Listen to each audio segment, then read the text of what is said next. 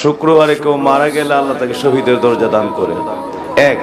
দুই নম্বরে শুক্রবারে বাদ আসর থেকে মাগরিব পর্যন্ত 11 বার আল্লাহ রাব্বুল আলামিনের দরবারে 11 বার আয়াতুল কুরসি পড়ে, 11 বার আয়াতুল কুরসি পড়ে এরপরে সূরা ফাতিহা, সূরা ইখলাস, বিভিন্ন দরুদ শরীফ পড়ে, ইস্তিগফার শরীফ পড়ে বান্দা আল্লাহর কাছে যা দোয়া করবে, কিতাবের মধ্যে আসছে আসরের পর থেকে মাগরিব পর্যন্ত যা চাইবে আল্লাহ জুমার দিনের বিদায় লগ্নে বান্দার ওই দোয়া আল্লাহ রাব্বুল আলামিনের কবুলিয়াতের দফতরে সরাসরি উঠায় দাও এবং ওই দোয়াগুলি প্রত্যেকটা দোয়া আল্লাহ বান্দার জন্য মঞ্জুর করে দেন।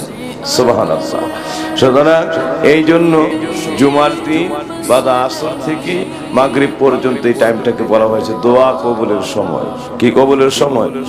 দোয়া কবুলের সময়। আবার ফি আইয়ি নবীজির কাছে বলা হয়েছে যে ফি আইয়ি ওয়াক্তি দোয়া আসমা, ইয়া রাসূলুল্লাহ কোন সময়ের দোয়া আল্লাহর কাছে বেশি কবুল হয়?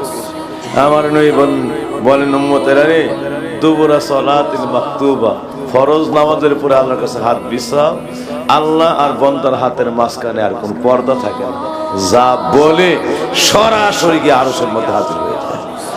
এই দোয়া আল্লাহ রাব্বুল আলামিনের আরশ মুআল্লার সঙ্গে কানেকশন হয়ে যায়। আল্লাহর আরশ আর বান্দার হাতের মাঝখানে কোনো পর্দা থাকে না। কিসের জমিন আসমান, কিসের সিদরাতুল মুনতাহা, কিসের 70,000 নূরের পর্দা, হিজাবে কুবরা, কোনো কিছুর বাতা থাকে না।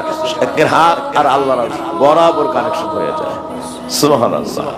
আমরা এই দোয়াগুলি, এই টাইমগুলি, সময়গুলির আমল সারা জীবন রাখতে চাই কি চাই না? আরো জোরে বলে চাই কি চাই না?